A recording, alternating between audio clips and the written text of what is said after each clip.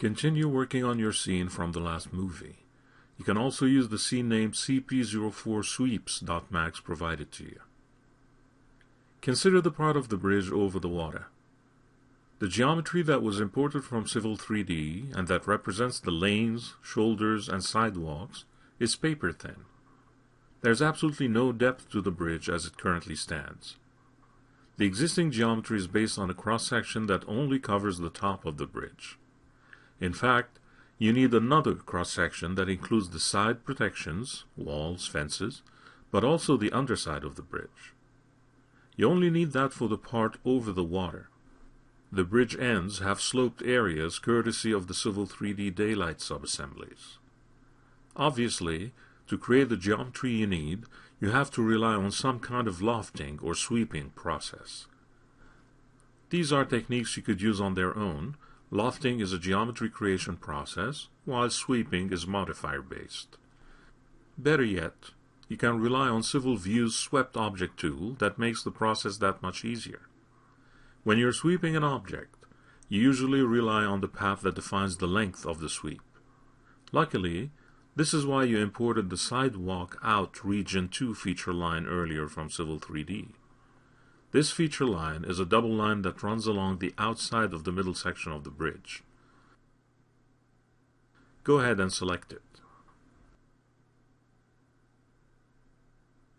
Make sure Civil View is running,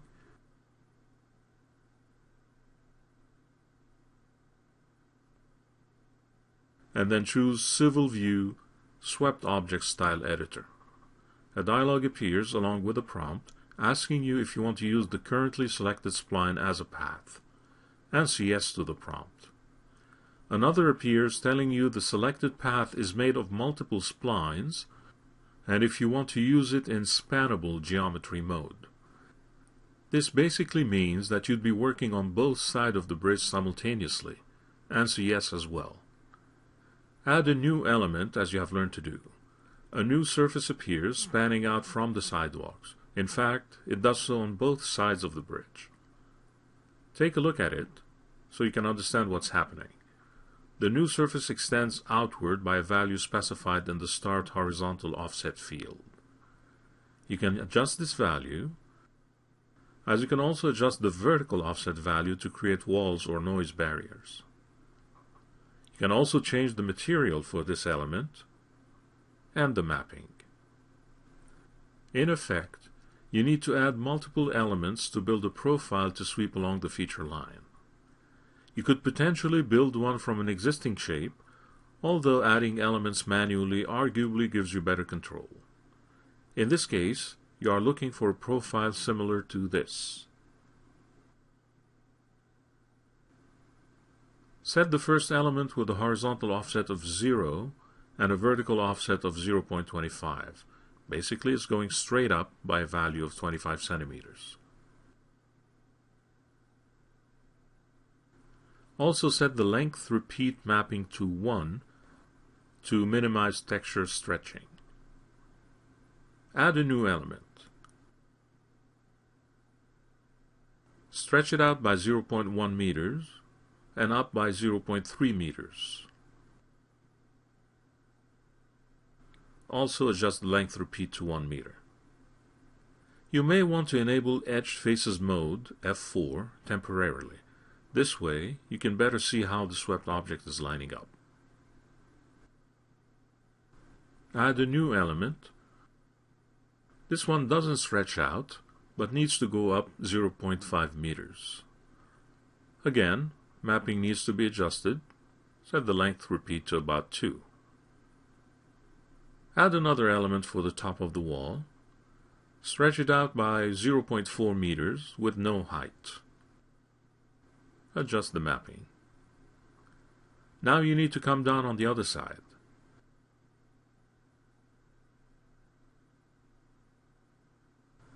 Add a new element and set it to go down by specifying minus 1.5 meters.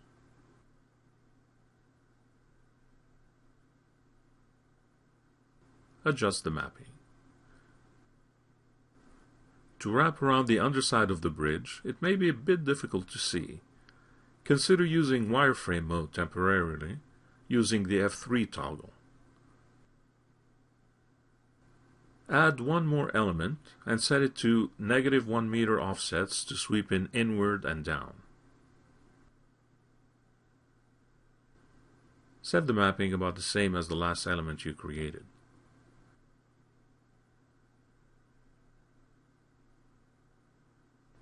Adjust your view.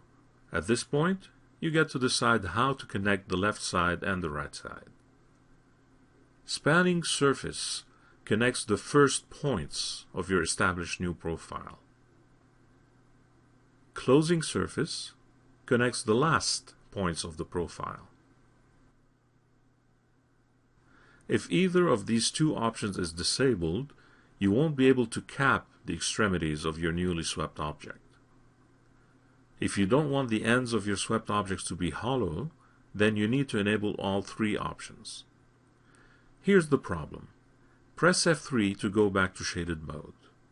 In this particular case, enabling spanning surface hides the work you've done on the bridge previously. The reason is that the swept object is based on a feature line at the same level as the sidewalks. The sidewalks are higher than the road, which slopes down as it nears the sidewalk. With the spline feature line still selected, move it down in Z by a relative -0.25 meter displacement. This should make the profile work to your advantage. You still need a fence, as the current height of the wall is not protective enough.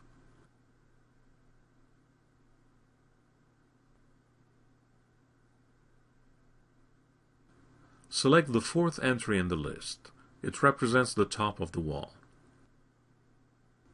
Change the horizontal offset to 0.2 meters, and then copy and paste the element.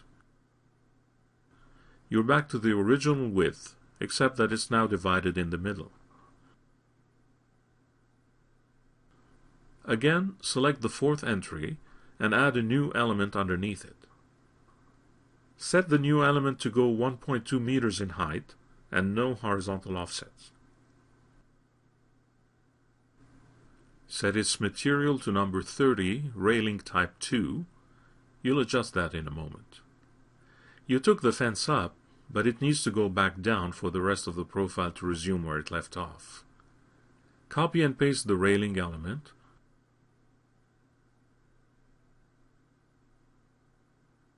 Also make sure the lower railing entry has a negative height.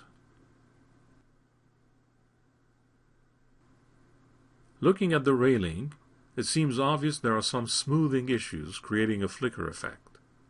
This happens sometimes when two surfaces close to one another share the same smoothing group. Because the two elements defining the fence are basically duplicates, they are both on the same smoothing group. Set them in a way that no two subsequent elements are using the same smoothing group value.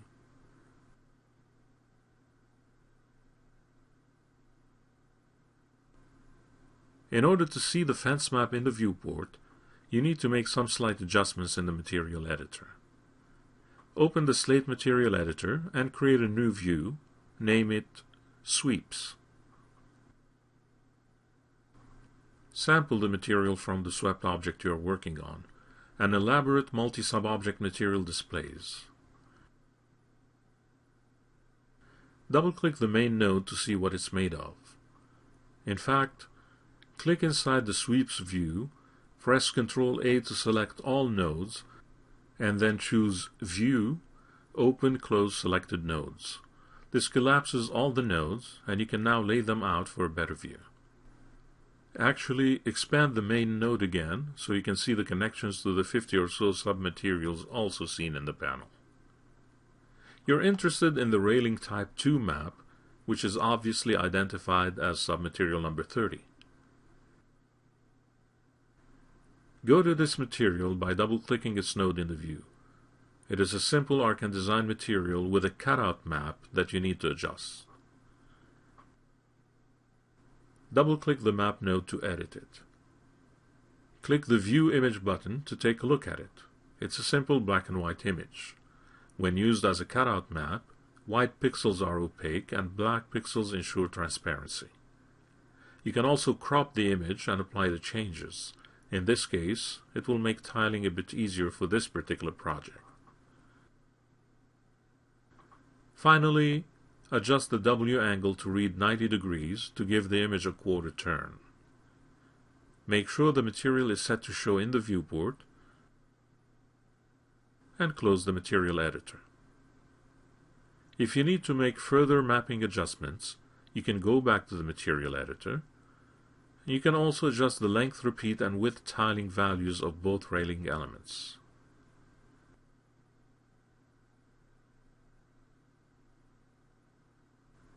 Once you have created the style that you like, you can save it to your private resource kit. Go ahead and do that if you want, and note that a swept object style is saved to the .sos format. If you happen to receive one such file from a colleague or a contractor, you can add it to your library as well. Click the Open button and select your private resource kit. Click the Import File button in the upper right corner of the dialog. Navigate to your C3D to 3ds Max folder and choose the file mybridge_csec.sos. Once it is imported, select it and click Open. It is similar to the one you created, with the addition of a sloped fence piece on top. Close the dialog and take a look at your scene. The bridge section is no longer paper thin and now has a volume.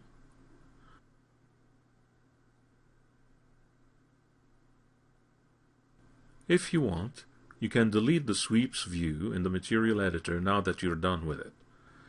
It won't affect the changes you've already made, and the large material tree wouldn't need to render the next time you open the material editor. In the next movie, you continue adding components in the form of static objects, such as lampposts, gantries, and signs.